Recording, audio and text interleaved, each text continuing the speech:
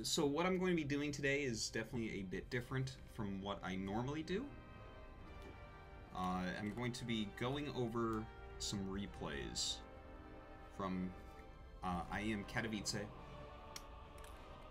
Obviously I watched a decent amount of the tournament, a lot of the matches, but it's hard to catch it all.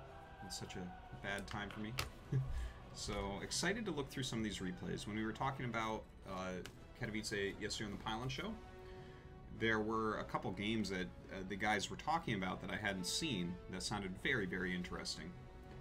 And some others that I'm just kind of fans of the play of certain players. So I want to go through and just kind of take a look and start recognizing patterns. This is something I do in private pretty often. So the way it'll probably look is I will be kind of sitting here just kind of looking. I'll mention a couple things I notice, but once we've gone through a couple games, I'm going to start picking up some patterns that I want to talk about that are interesting, most likely. Anyways, whatever. Let's get into this. Okay, so maybe should we start with deer? I think so. Or maybe, hold on one second. Let me check. Because some of the games that I'm looking at right now, the games that I noted down that I definitely want to look at are Deer's games in general, aLive vs herO, Gumio vs Ragnarok. All those I'm finding pretty interesting from the way that the guys were talking about them on the Pylon Show yesterday. They said some things that caught my ear, make me want to. Yeah, maybe I'll check out herO Live first. Give that a quick look-see. 76. They played in bracket number 2. And loser bracket qualifying match here versus aLive. Here we go. Big cheers to the guy on StarCraft Reddit who sorted the replay pack. The amount that makes it easier just can't even be explained.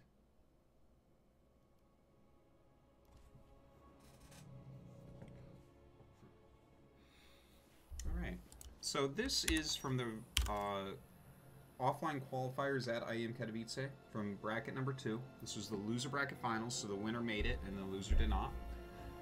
And this is herO vs aLive, obviously two very high-end Korean pros. And basically what caught my ear about this was the guys were saying how if there was something that looked imbalanced in the tournament for Protoss vs Terran, it was this series. And I'm always interested when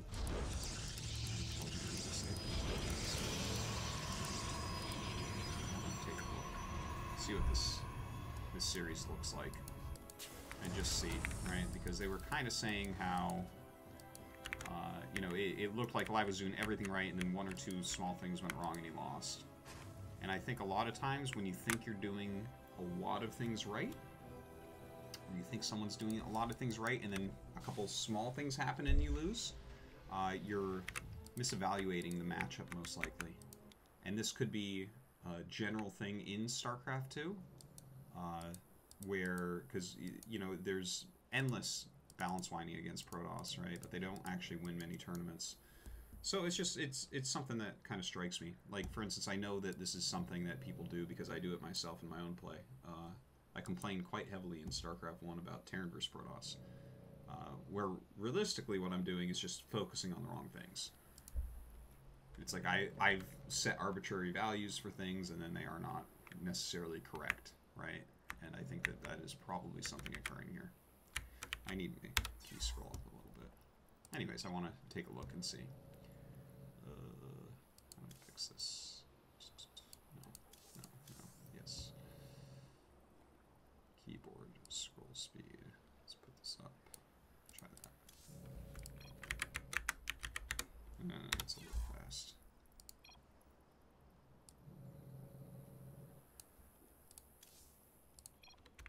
Alright.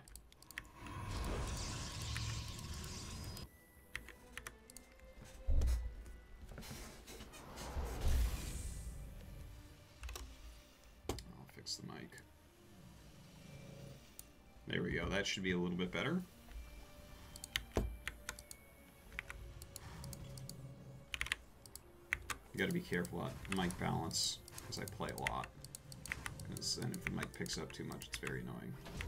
Okay, so looks like we have basically a Reaper expand, proxy starport. What's herO going into? Stargate. Okay.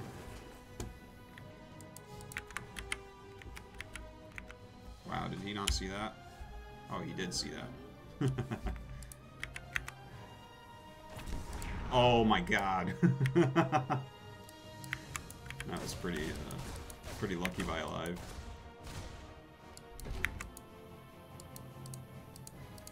Okay, so single cyclone.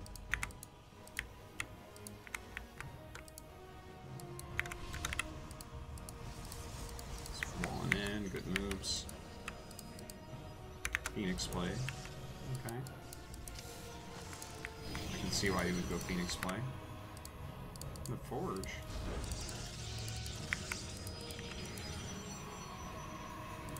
Let's take a look. Going up to 3 Raxes. eBay. Port's coming back pretty late.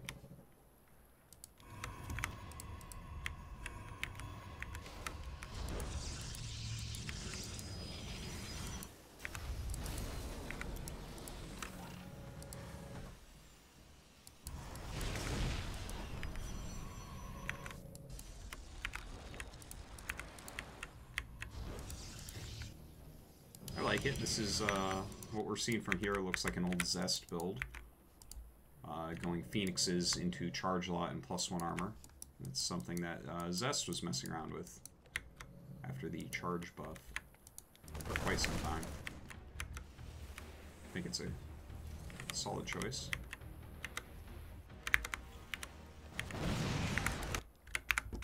So he's getting kind of a full scout off. That's what's going on here.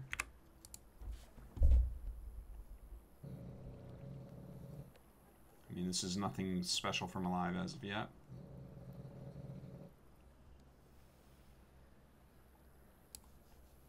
Here's on 3 gates, 3 more in the way, okay.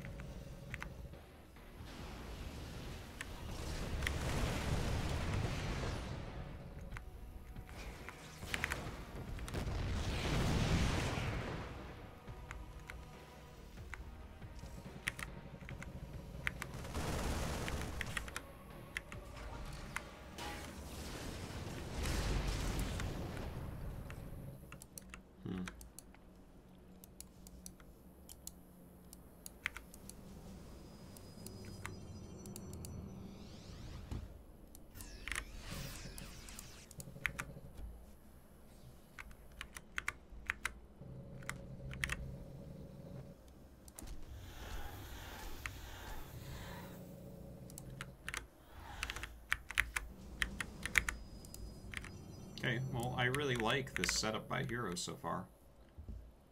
I don't know what games everyone is talking about, but so far in this game, my impression is that herO has the advantage, right as of this moment, right? The proxy starport got scouted. 0 harassment has occurred on the side of aLive. herO, on the other hand, has harassed and scouted very well with his Phoenixes. I think he's chosen a totally reasonable build here. He's gotten his +1 very quickly and charged quickly. He's sitting here ready. The Psystorm is not quite ready. He needs to buy some time for that. This move out that I'm looking at, right? Yeah, he's got +1 as a Marine, so that's nice. He does have some Widow Mines. I mean, I don't think that guarantees a victory in this push, but there's no reason for me to think that this army is just going to crush what he has. And then I go and look at home, and we don't see a great transition here. He's just producing out of 3 barracks. He's got no 3rd command center started yet. It looks like he's about to, so that's good. But because there's no 3rd command center started, I almost feel like this is not all in, but this is a pretty dedicated attack. It's not like he's pressuring while expanding. It's more like he's attacking and then going to expand, which it's only a little difference, but anyways, let's look at this. See how this fight goes. See if aLive can pull this one off.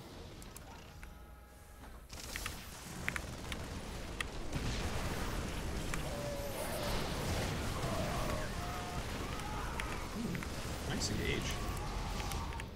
Storm's still not done yet. Okay, so he's going for a drop into the main right on top of the cannon. Good storms. Okay, so this gets cleaned up really heavily. How many probes do you lose right there? Not very many yet. Oh! That's kind of nice. Oh shit. Even as an observer, I missed that one. Nice. 23 probes, damn. That was good. Alright, let's take a look at that unit count. 31 probes left over. Sources lost, more on that side. So the upgrades. Alright, so what I just saw was aLive trading his army for economy. His third CC is only halfway done right now. But yeah, basically the entire army he brought over is gone. I guess he might get out. Yeah, it looks like he's going to get out with that. So that's a pretty good save, actually, on the medevac. And then I don't expect all of this to die. Okay.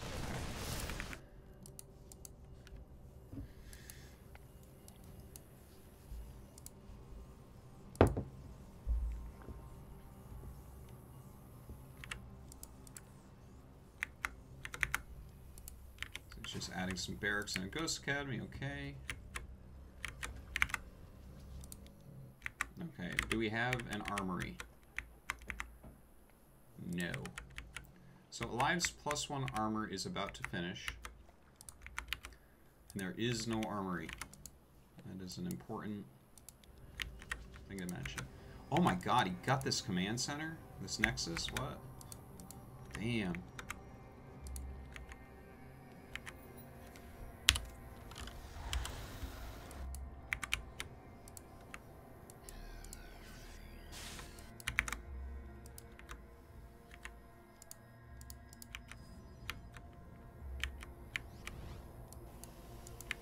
So I like that aLive is sitting back in a defensive posture.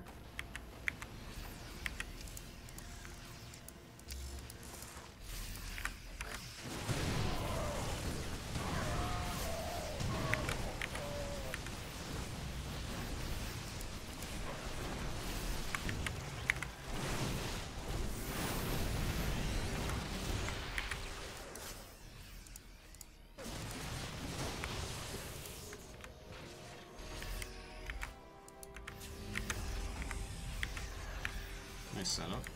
Didn't take too much damage.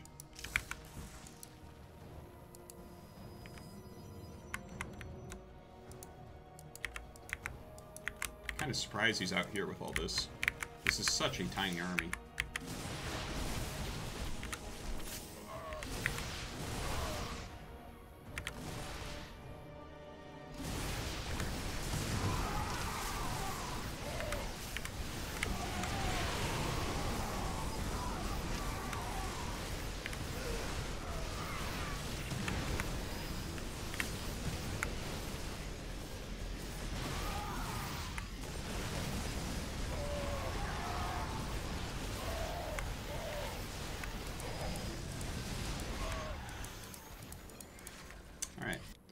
So aLive wins that game. I feel like there was a few misplays here from aLive. I think he did very well with that first attack. Like, first attack started to get held, and then he split off very well, right? He sent something up into the main. There was a photon cannon, so that minimized damage. But then he went down here, and I think he must have dropped Widow Mines here. So that was really nice. I feel like he did so much damage. He killed 23 probes, right, and a Nexus. So he was really far ahead. I think he could have entrenched his position slightly more.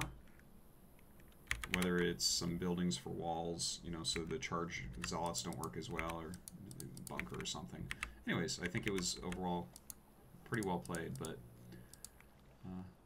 there was a couple movements that I could see biting him in the ass stylistically. All right, let's get another one.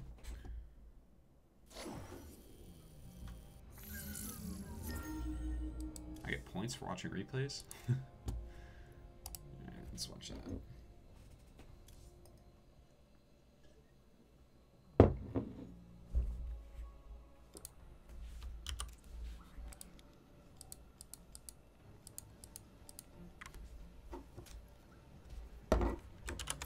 So this is game 2, King's Cove.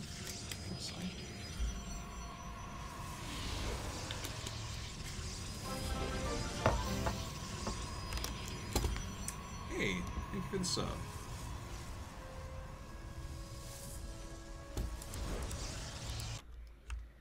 Acid Hydralisk. New sub badge. Congratulations. Hold on one second.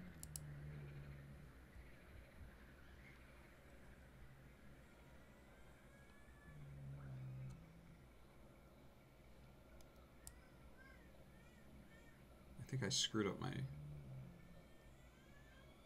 overlay thing.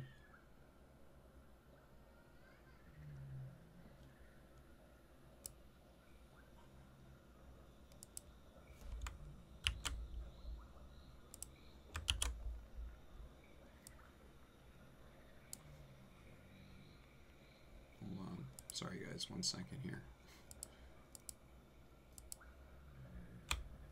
Yes, I did.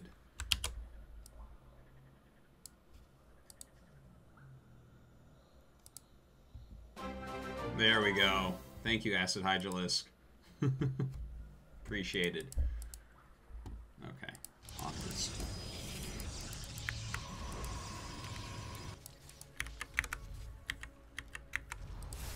Okay, so Reaper expand with the SCV Scout. Good stuff. Playing nice and safe. I like it.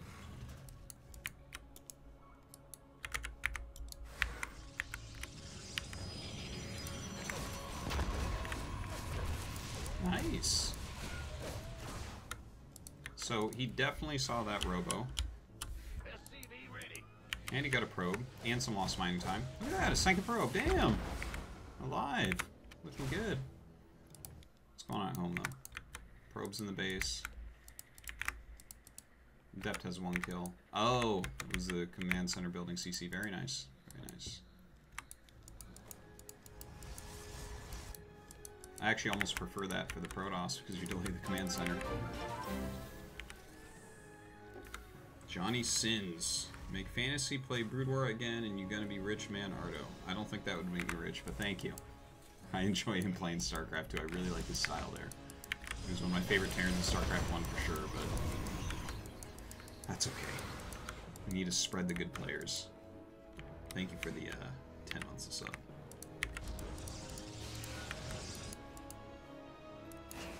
Okay, let's take a look where they're at. Viking on the way, siege tanks, 2 barracks. Alright, a little bit more technical build here from aLive. Still has gotten pretty good scouting done. Over on hero's side of the map. Just getting his 3 gates, and he has a prism and an immortal. Okay. Where's the prism? There it is. Okay. That's a cool immortal skin. I should use that one.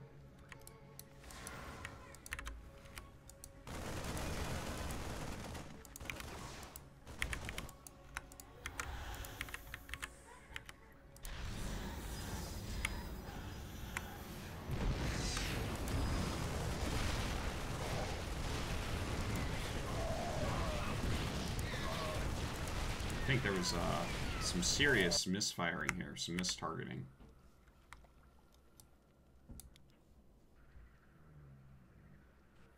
I want to take a look at this again, right?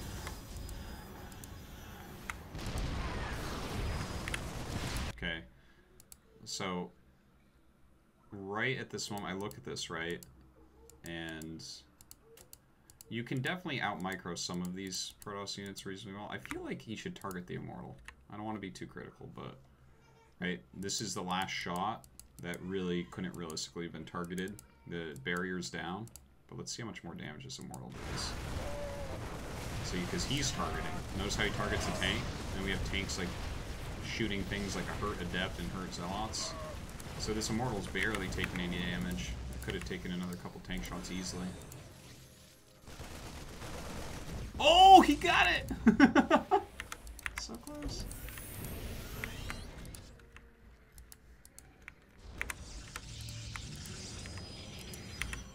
Okay.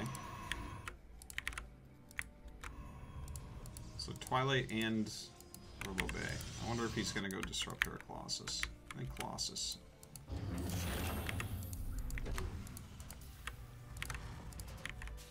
Let's take a look.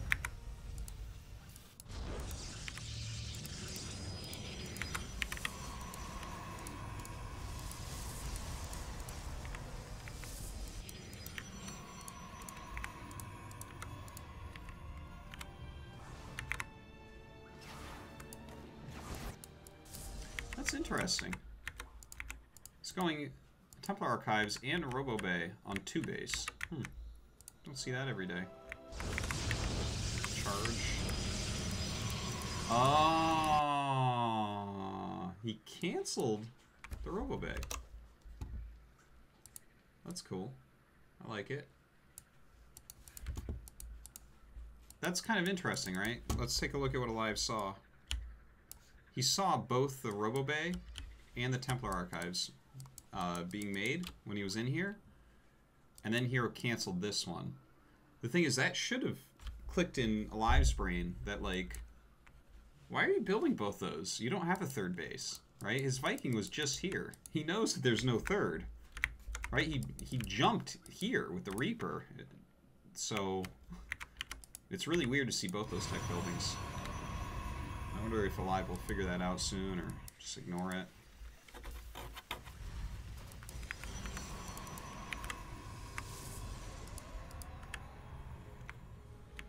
This is just 5-gate charge Archon.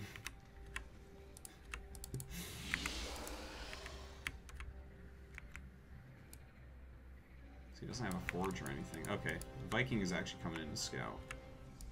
Good quality scout right there. Nice. It's a little bit slow getting his stalker after that.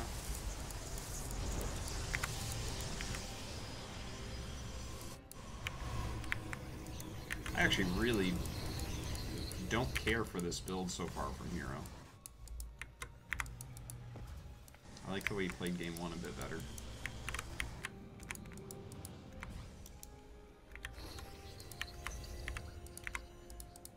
It's like he doesn't have a forge. I understand that he kind of got behind and needs to fight to get back.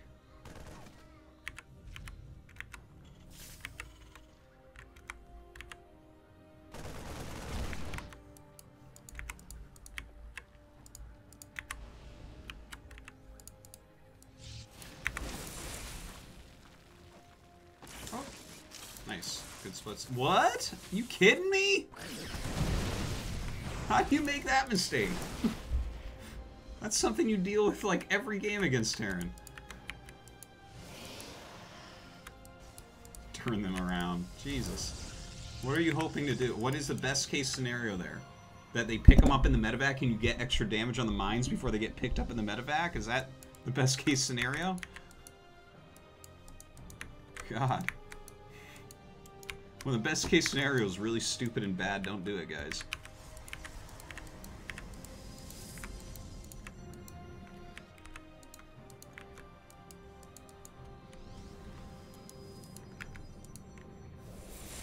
Nice.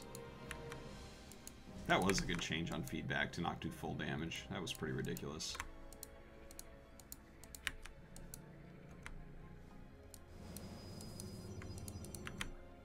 Alright, let's take a look here. hero's got no upgrades. aLive has +1. aLive has his 3rd base here in what feels like a better time than the previous game. It's just starting mining. herO focusing on gas right now. Some Artosis pounds up there. Looks like aLive is getting ready to harass? Where's his Raven? Oh, okay, he shift-clicked it. There we go. Okay. That's kind of interesting. Yeah, that's... Oh, I like that move, actually. If he's going Robotech, you just keep this with your army. Otherwise, you send out to harass, because otherwise it'll just get feedbacked. So, I like that. A couple Widow Mines waiting as well. Let's take a look at the army sizes. Similar probe and SCV count. Yeah, it looks like the only thing that can go wrong right now is for aLive is getting stormed.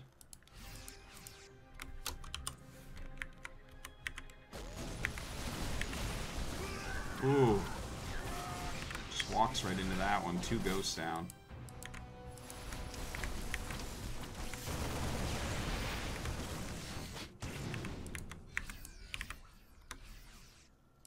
Ooh.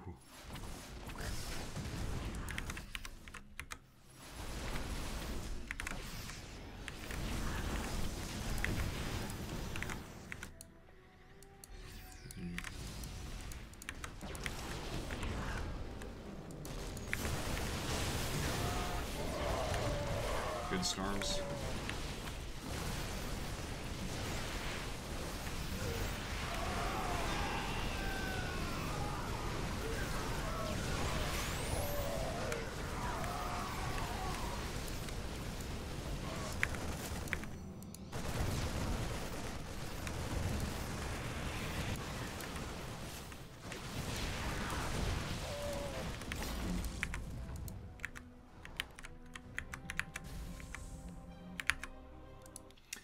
So I'm not actually seeing any sort of signs of imbalance here.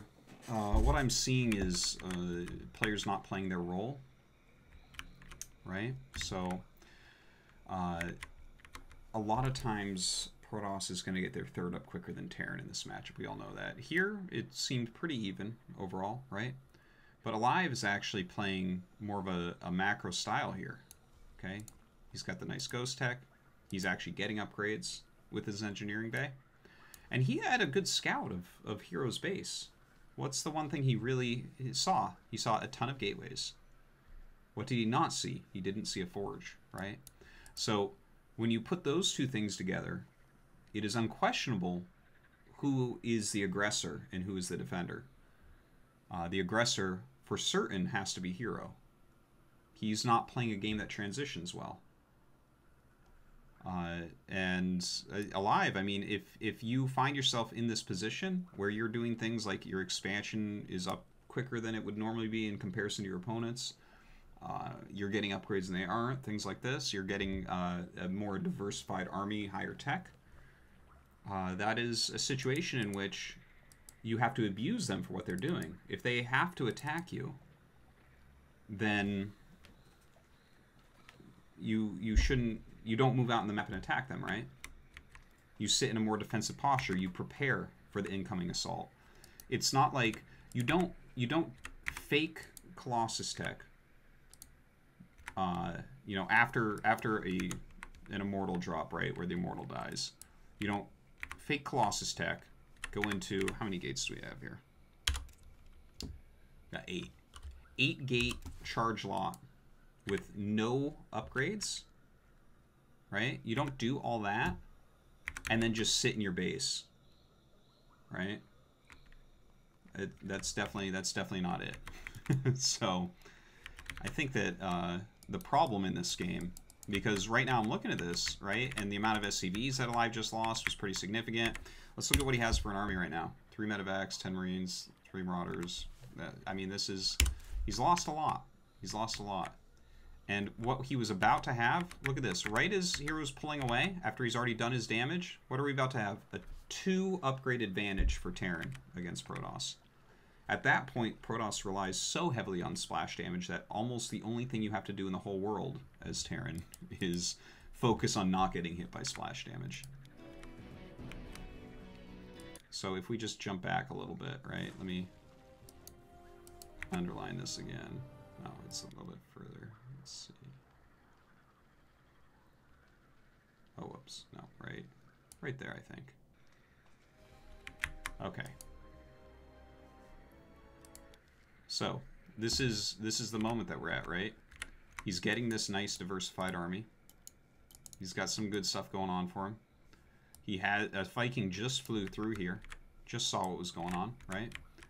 herO is very much into gates. He's not making a lot of high-tech units. It's not like we have Immortals being added into the army. It's not like we have Colossus, right?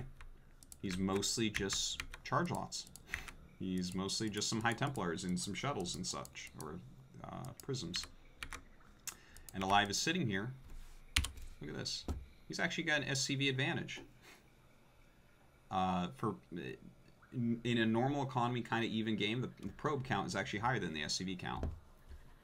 At least for mid-game, right, in early game. So I look at all this. Is this attack correct? No. This is absolutely not the correct thing to do. I think it's fine. I think that the absolute best thing you can do here is to harass when your opponent moves out. Because if you know that they have to move out, because look, what herO's doing is very, very, very clearly going to be an attack. You get charged this quickly, no forges, no additional. I keep repeating myself, but I want people to understand, right? It's very clear that he has to move out. It's not like he has some great probe saturation. He's not in a position where he can just take a 4th base either. You're not really afraid of that. He's not even upgrading his units at the moment, right? Look at this.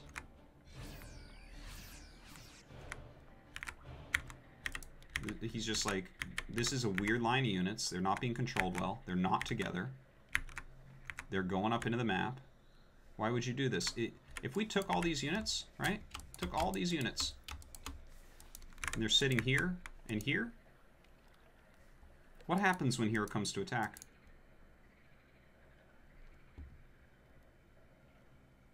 Well, he gets wrecked. He really gets wrecked. Nothing happens. And then what happens? We already talked about it. 2 upgrade advantage for aLive. Not just that. He has this medevac out on the map still, right? He has this out on the map. The army's moving out and herO's trying to find a way to do damage. You do a counter drop while defending. This game is a 1 game for aLive. And the thing is, aLive did enough scouting to have all of this intel and to make this decision, but he did not. So let's jump forward. So the damage is done. And as the damage is finished up, 32 SCVs going down, +1 armor finishes. And now we have aLive at a 2 upgrade advantage, but a giant SCV disadvantage when he actually had a big advantage with that. And here's the funny part, right? All these SCVs he lost, he did 15 probe kills. Imagine if he had sat home with that army and done those 15 probe kills still and been up 2 upgrades. We'd be saying, move over, Maru. This guy is a badass in TVP. Instead, he's got almost nothing anywhere. The only thing he has now is an upgrade advantage.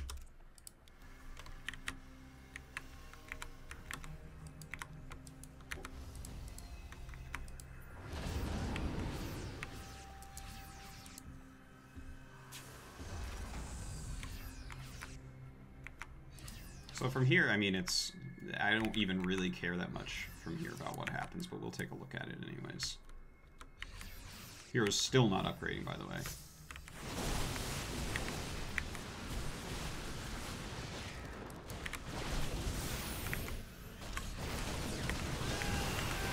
This time, I think, by the way, it was fine for aLive to attack because he got really far behind after that last attack.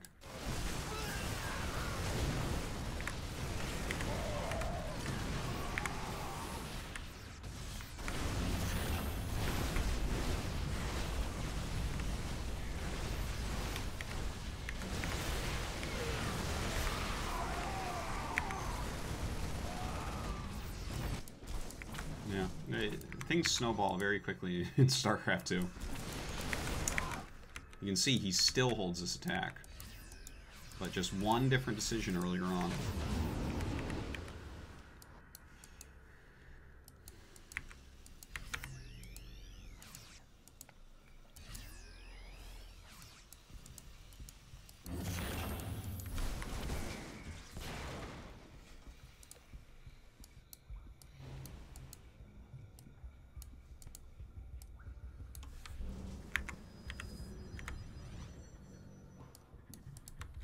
Yeah, aLive is just got 22 SCVs, so rough.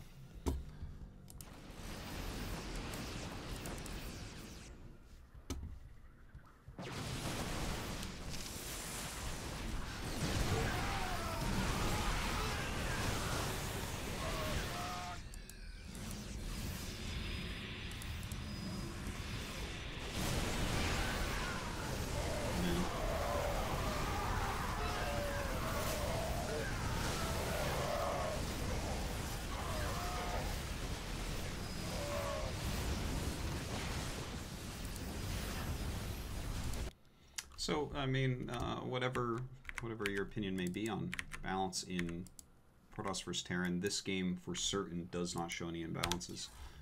It shows poor decision made by the Terran player in a situation in which he could have gotten himself extremely far ahead.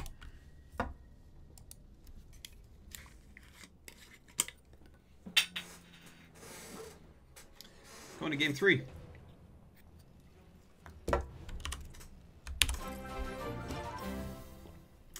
Saul Dojo, tier 3, 19 months. That is so crazy. Thank you so much. If you can't have a fire in space, then what is the sun? I like it. Appreciate your support.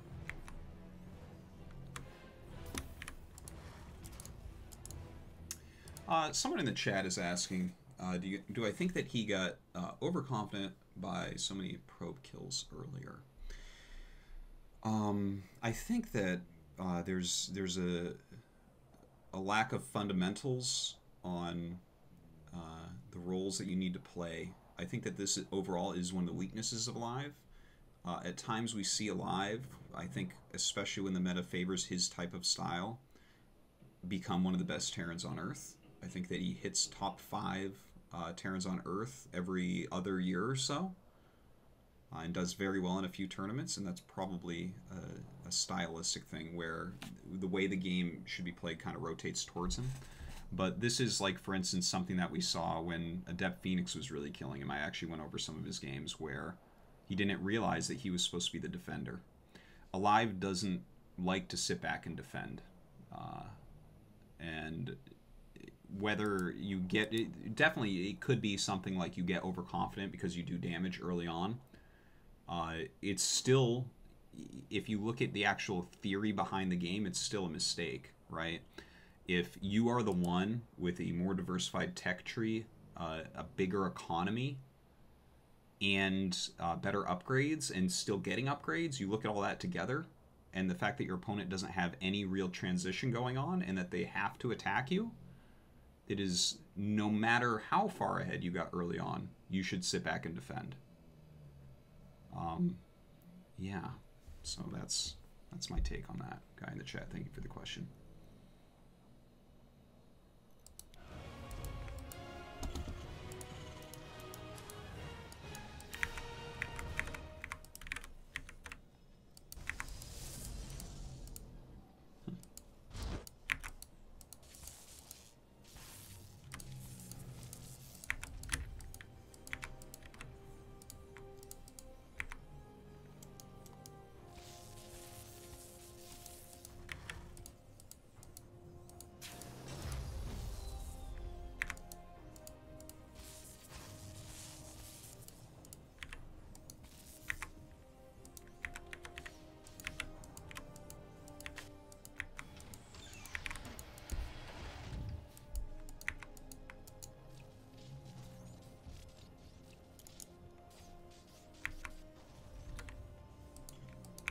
Looks like a Reaper expand here again.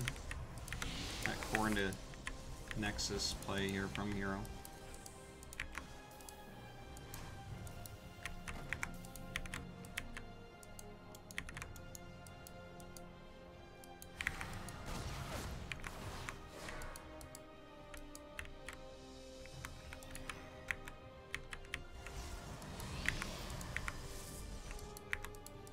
So we have the Robotech once again.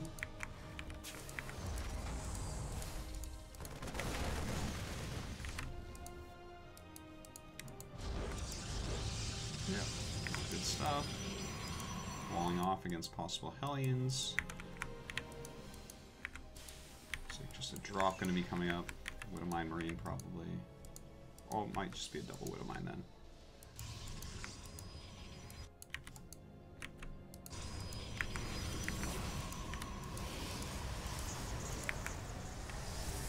Alright, let's slow this down a little. It's already poked with one. It's taking a lot of damage, probably won't do anything.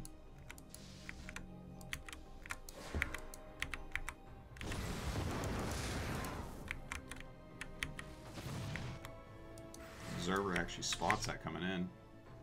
Does herO see it though? I think so. Ooh. Alright, nice split. Nice. Yeah, very good handling there on that. But I mean, it's just a light drop. It's not the biggest deal. Got the cloak on the way.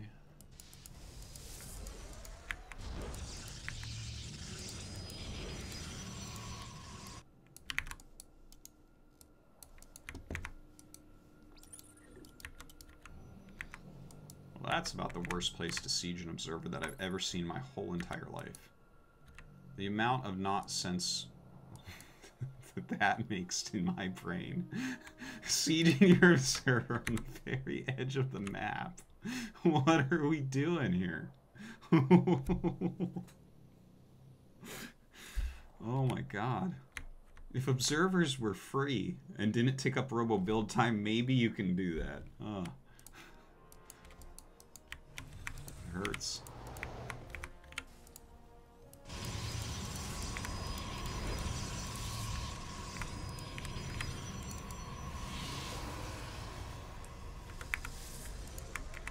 Alright. So, now this game is definitely a bit different, right? Didn't open up with an immortal drop or anything. He has gotten a pretty quick prism. This seems to be just pretty popular at the moment anyways. We have the actual forge going, which is such an important thing. I actually really like builds like this, where you open with a robo and you go into charge +1 armor and storm. I think it's really solid because it's kind of safe against everything. It gives you some harassment potential. It gives you a lot of potential to hold off 2 base pushes of Terran as well. I think +1 armor charge zealots are just extremely good against some of the technical rushes that we see with siege tanks and whatnot from Terran, which were super popular, what, like a month ago or so? I think that they're dying down in popularity a little bit, though. Okay, so just a small group of Marines walking around. Not sure what he's trying to find with this, but I think this is fine. At this point in the game, Kratos, I mean, unless they're going blank, they probably aren't going to be able to come out and do anything against this. Maybe he's looking for observers or something, I don't know. A lot of observers. Does he have 3? Yeah. I just wish this one was placed better. I feel like, imagine if you had that one, like, I don't know, here? And then we could move this one over here, and this one's there. That's a lot of good vision.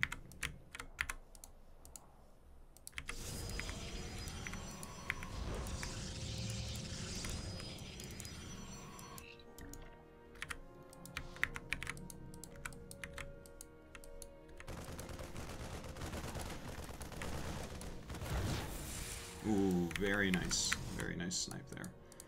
Feedback is so good against Raven. Oh, all right. On position 3rd CC. I always wonder the circumstances that makes a Terran decide to build the command center at the base or in their base and float it over. Because I think it's different for different players, but I'm trying to think now, is this actually the correct call in a situation like this? It's interesting. Okay, let's take a look at what these guys have right now. So +1 armor is almost done, charge is done. There's no storm, just utilized that for feedback and made some archons. Okay, cool. This pro's been idle here forever. I don't understand exactly what this army's doing, because there's no retreat potential. There's no medevac here, they don't have stim yet. It's kind of a weird place for an army, I think. We got a medevac, okay. Let's see where these guys go. Okay, he kind of sees that coming out. This army turns around now.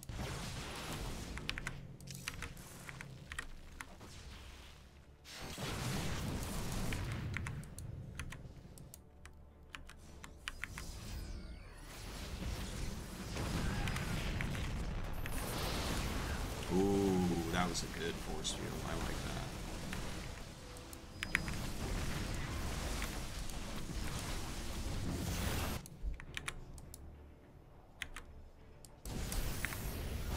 So this is pretty massive damage.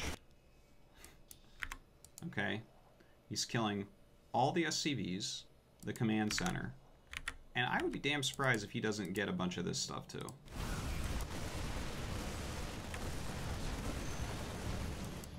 Okay, he's recalling a chunk of his army there.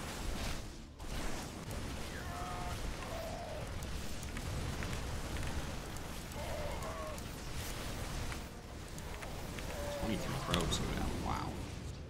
So both of them definitely deal a lot of damage to each other.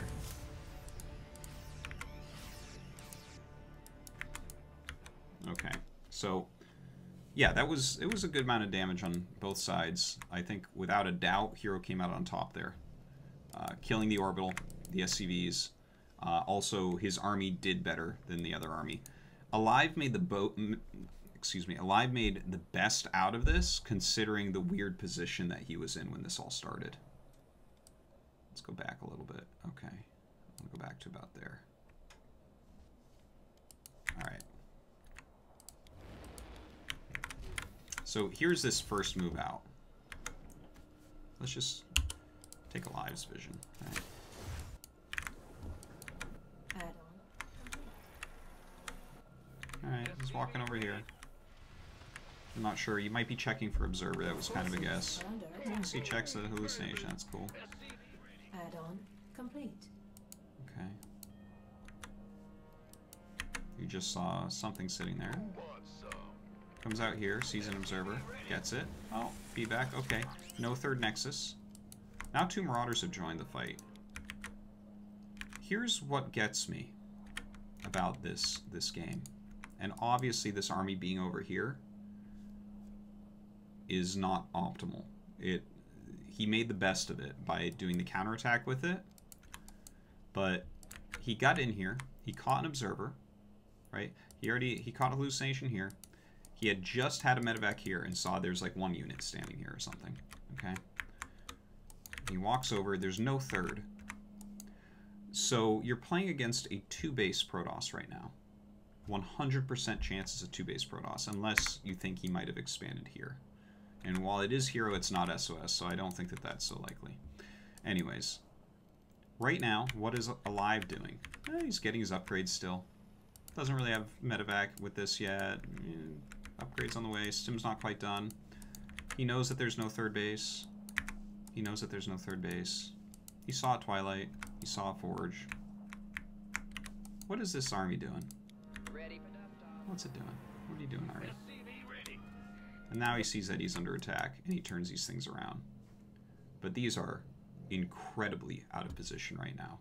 And I don't even know what the plan could have been. The best thing I can come up with is perhaps he thought, well, he's about to make a third nexus.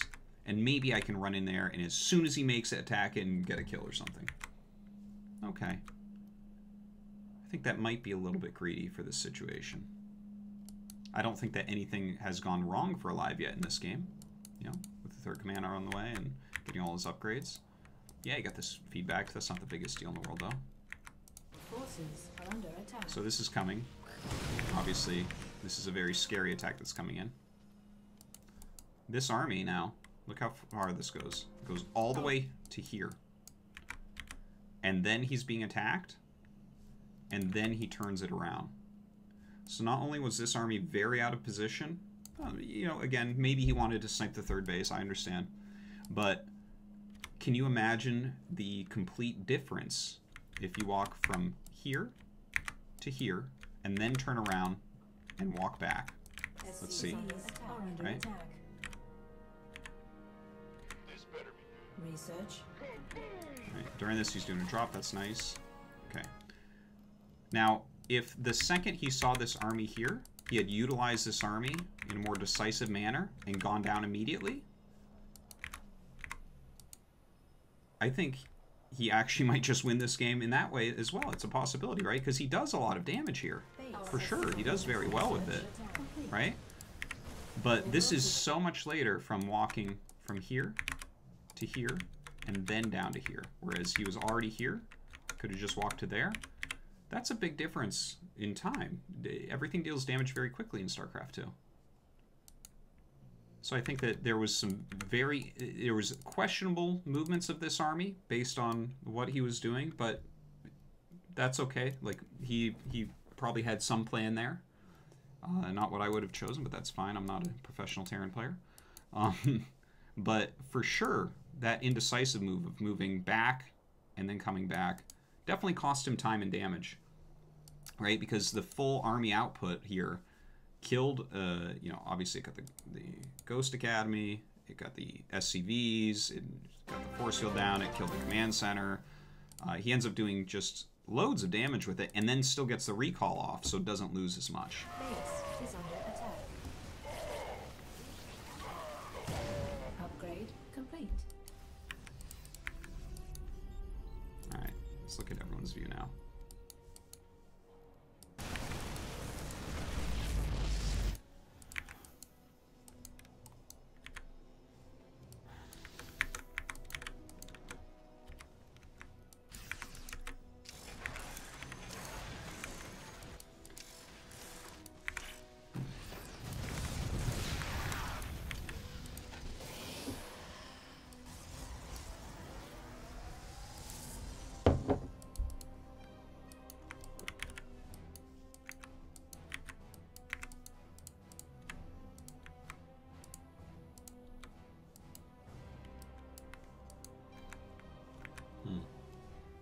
And again, this is kind of reminding me of Game 2, where it's hard to even analyze what's going on because the position is in such a strange spot. But I think that anything is fine here for aLive. He needs to make something happen, basically, after what's occurred. He's kind of a bit disjointed. So, obviously, you need to get out there and play aggressively.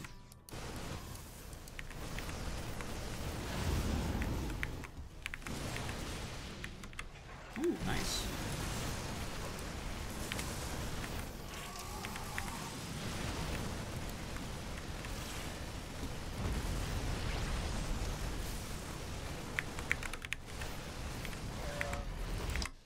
Okay, this is actually a really interesting position. Okay. Because I kind of like some of the things that aLive is doing here. I like this frontal push. I think this is cool. This I don't like. I see that he just got a building. Okay. But we're actually playing against a 2-base Protoss right now, right? I feel like aLive actually has a lot of potential to win this game. Let's take a look at the units. 21 Marines, 11 Marauders, 4 Medevacs, 4 Mines, 2 Liberators. 17 Zealots, 7 Stalkers, 4 High Templar, 2 Archon. Yeah, I feel like this is somewhat doable. I haven't actually watched these games yet, but I think that this is the problem. These 2 Medevacs, I think this is going to cost him. If all these units are here, how many? Where's his Templar? I wonder how much energy he has on that.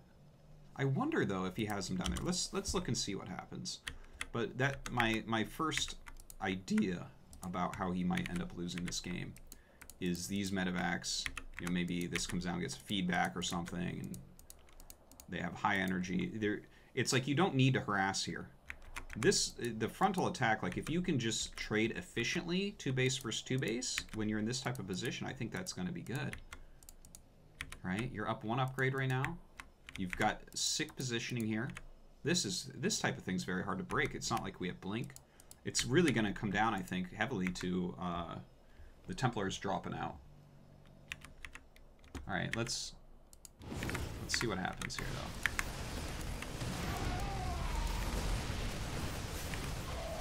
Oh, he unsieges. Okay, so yes, this actually is the problem. So aLive ran from the main base with a bunch of units, and at the same exact time pushed forward with his bio and unsieged. Now herO instantly, because he's got a smaller distance here, because we're in his base, brought all of his units together. This is where he's going to break aLive. Slow it down. Look at that. That didn't have to look like that. It absolutely did not. This is something I've been talking about since, like, I don't know, Wings of Liberty or something, where if the Protoss is on 2 base and you just continually drop them and don't get damage done, don't be surprised. If you're continually dropping them and they're punishing you, don't be surprised, because this isn't that much. If you're just sitting here on 2 bases Protoss and you can't defend that, you shouldn't be playing in this tournament. So I think that this was a terrible mistake. It's like he's multitasking as if both of them have 5 bases or something, right? He's trying to hit all these locations at once, and it's like, no, I mean, herO's just sitting here looking at these 2 screens. So aLive just lost a huge chunk of army. I don't even really want to watch the rest of the game. There's been like, oof.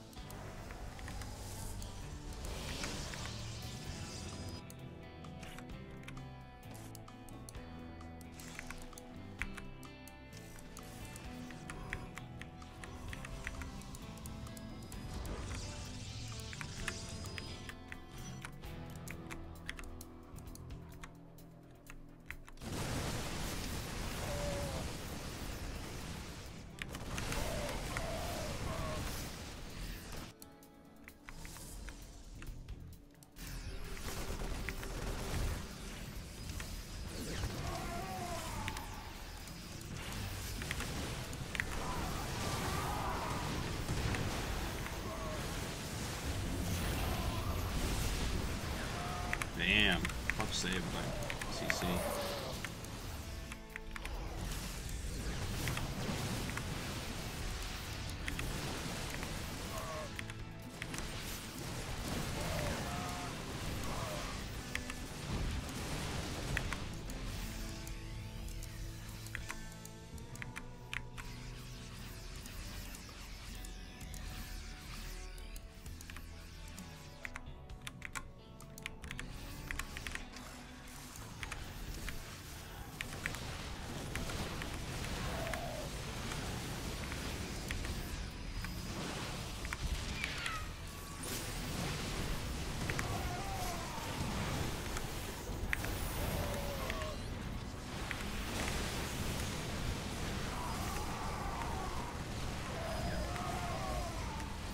Okay. So, the aLive Heroes series, I'm not sure of many things in life, but I'm completely sure that this is not a sign of any sort of imbalance. What this series is good for, though, is revisiting the fundamentals of StarCraft, at looking at how, you know, very basic concepts are actually what control the game, and a high understanding of those concepts can really, really help you. And if you, instead of decide to just balance wine and look at positions randomly and arbitrarily and try to decide that things are imbalanced, instead of that, if you try to look at the fundamentals, the way that strategy actually works, and the way to actually play a game correctly and to make the right moves, that can help your play a lot. I think that this series was a great opportunity to kind of look at some of those things and see how those things can go wrong.